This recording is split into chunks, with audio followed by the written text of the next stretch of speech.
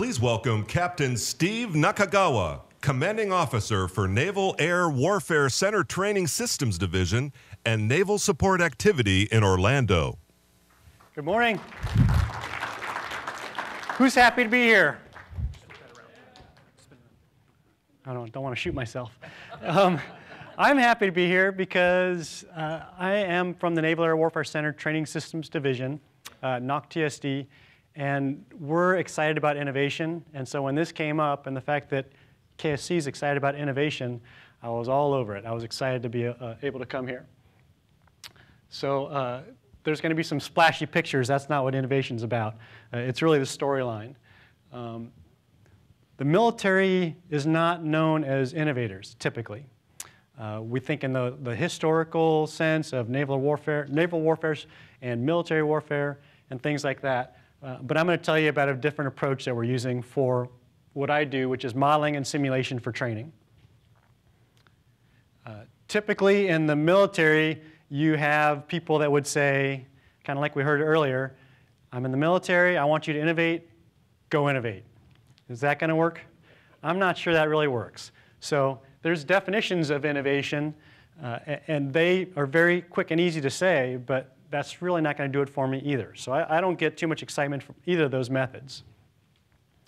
So what we need to do is figure out ways of taking collaboration and learning and driving that to create innovation in people, harvesting all the brain power that you all have. We end up with great ideas. So if going back to prehistoric times, you have early innovators, early inventors. You have people that have square things and they want to move big, heavy items. Somebody created a wheel. That was innovation. And if we don't have innovators like that, we're not going to change the way we do business. Come up to the 1900s, we've got, if anybody is a Microsoft Flight Simulator driver, have any hours on those things, this is probably the first beta test version of that. But in those days, just like now, aviation is a inherently dangerous business. So they had to figure out ways to do a little training ahead of time. Innovators come up with the half-barrel method. Move a little bit forward to the 1930s. Link trainers, if anybody's heard of those, we actually have one of these. Oh, we didn't go forward. Okay, imagine that you're seeing a different simulator up there. A 1930s version of a simulator. We call it the blue box because it's painted blue, and it's a little box that you actually sat in the 30s through. Actually, when my dad was a naval aviator too, he did initial training in that thing in the late 50s. So it's a little box, you sit in, they cover you up, and what it does is it helps you simulate instrument flight conditions or flying at night, so you don't have to do it in the airplane. Nobody thought of that before. Someone had to talk to somebody else, come up with an idea, and create some innovation. And if we're not going to go any more forward, you're going to hear me talking a lot. There we go. That's it. That's the link trainer. And we'll keep going. OK, so fast forward to today. When we're trying to get the military simulation of all the different training things that we got to do, and that be in the Navy, flying airplanes, sailing ships, submarines, Navy SEALs, all sorts of different things. The requirements can be anywhere from fully immersive, fog of war, suspension of disbelief kind of simulations, down to something that's in a classroom, projected on a wall.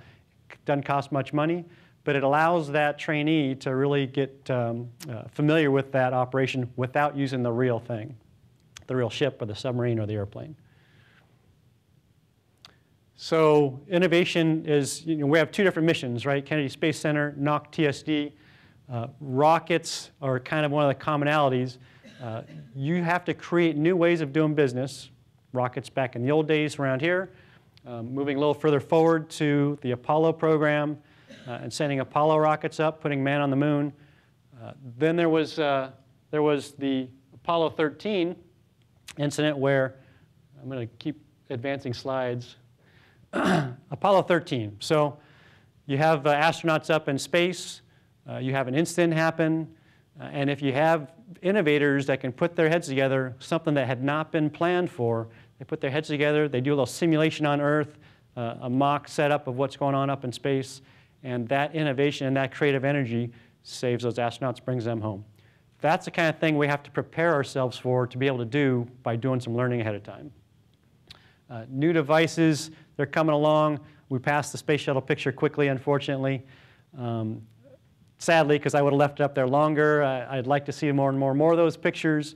We're not going to see them, but we can. Those of you around here will fondly remember that system for a long time, I'm sure. And maybe this one too. So creation of new devices. Oh, it came back.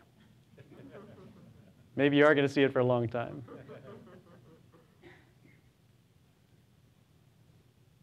Us military guys aren't good with pointing.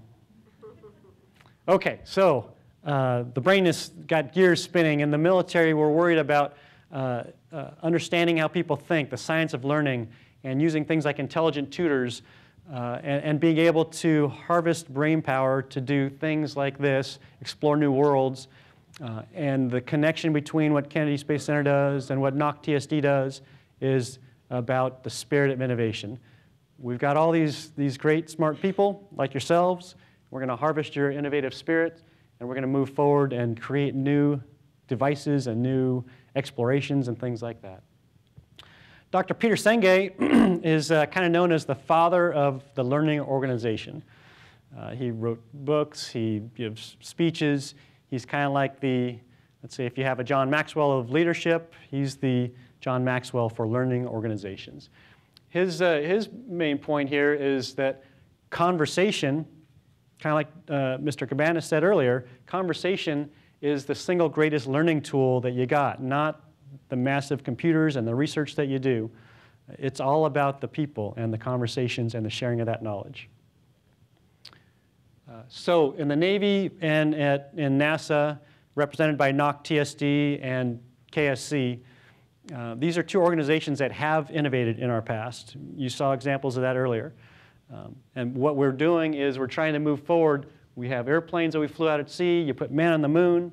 There's things like the modern day fighters that you've never seen before that can do the craziest things in the air. It's amazing, as well as landing something on Mars and looking around. These are the kind of innovations that are happening today, but what's the next step? The next step is about learning. The next is how do we get from all that greatness from the past, not stop that great learning so we stop innovation, but figure out ways to keep dreaming and visualizing and imagining what could be next, what the maybe next thing is. So what is next? The next is to start in a journey of learning, because in my mind, learning is what enables that innovation. And learning isn't just what you get in a book and just what you get in college or high school or grade school or in your STEM classes. Learning is much more than that. So one of our reasons for learning in the Navy is we do some pretty inherently dangerous things, kind of like here. You can't see it too well, but behind the jet exhaust of that F-18 Hornet that's coming out at probably something around 1,300 nautical miles per hour, about 6 feet on the other side of those flames are a bunch of people we call troubleshooters or final checkers. The business is pretty, just like I said with the early aviators, it's unforgiving of error. So we got to train these guys. We got to get them to learn and learn like they know it like the back of their hand. There is no room for error. So there are occasions where you have to train to stuff that you don't have a plan to ever do it in real life. For instance, Captain Sullenberger, he did not ever practice that landing in the Hudson. He practiced it not in a real airplane, he practiced it in a simulator. There are things that you have to imagine what the impossible is and train ahead of time. So it's those innovative thinkers that are thinking of the impossible. So there's more than just great ideas. There's great ideas that get driven by requirements. One of the requirements is our economy and the dollars that it costs. We do simulations partially because it's a great thing to do for training, but also because it costs less. In fact, even our most expensive simulations are much cheaper than doing stuff in a real airplane or a real surface ship or submarine or driving tanks and things like that. So we try and save money, and part of the reason is it keeps those airplanes and submarines and surface ships around for much longer and our taxpaying dollars don't have to buy new ones. So innovation gives us new products. Here's one of the examples. This is a simulation of a simulator in a virtual world. And it allows people to get together and collaborate while they're in a virtual world, even when they live in different parts of the world. But they can join forces and they can learn things and they can try out things. This is a simulation of the littoral combat ship. Littoral combat ship was a whole different way of thinking. We have these ships that their plan is that they will sail on deployments. They have their crew. They'll come back. There'll be a separate crew ashore back in the States. And when that ship comes back, they'll get on board. They'll be all trained up and ready to go. This is a simulator that includes the loss of oxygen, so hypoxia. And this person will know much better what it's like in the real world in an airplane, how to control his plane if he loses oxygen. You lose oxygen, you're going to have a tough time performing most of the time. Also in the world of medical modeling and sim, we have a partnership with our federal friends and brothers at the VHA, the Veterans Hospital Administration. And this is why we do things in collaboration, because collaboration creates innovation and it makes things happen that we can't do on our own. Things don't happen in a bubble. So collaboration started at the research park. We started there in 1988, and then if you build it, they will come. You combine the Navy Warfare Center with the UCF, Institute of Simulation and Training, and all the other DoD services showed up. We crank out $5 billion a year in contracts, and all the contractors come, and we leverage the medical modeling and sim, and the themed entertainment modeling and simulation, and the gaming industry, and you create lots of collaboration, and you make big things happen. So the next step is about learning. We're taking a big swing at the Warfare Center with how we're going to become a learning organization. The goal is to do that with what Dr. Senge talked about. Here's a definition of a learning organization. Really, it's about sharing that knowledge, gathering knowledge, and then using it to do something special. That's a Garvin definition. The next one's Dr. Senge. It's very similar.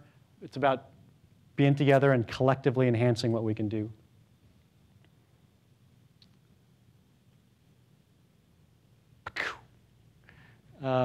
So the way you make a learning organization happen is you put people together that want to learn together.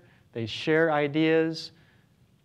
You end up with an environment where you have processes and procedures that allow you to make sure those people are getting together and learning with each other.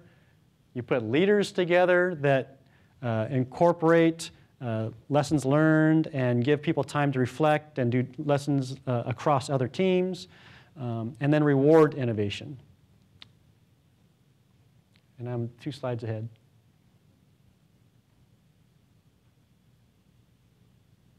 There we go. So my story is that collaboration enables learning, which fosters innovation. And that's what we need to do. You can do all the book learning in the world, but if you don't share that across all different competencies of smarts, you're going to have a hard time creating exciting new collaborative items. So I appreciate that. That's my story. If we don't do these kind of innovations, you don't do it here, you're not going to survive. We don't do it here, we're not going to survive. And the warfighters are out there taking care of, going in harm's way and taking care of our freedoms every day are not going to be able to get what they need. So thank you very much for coming. I appreciate your support.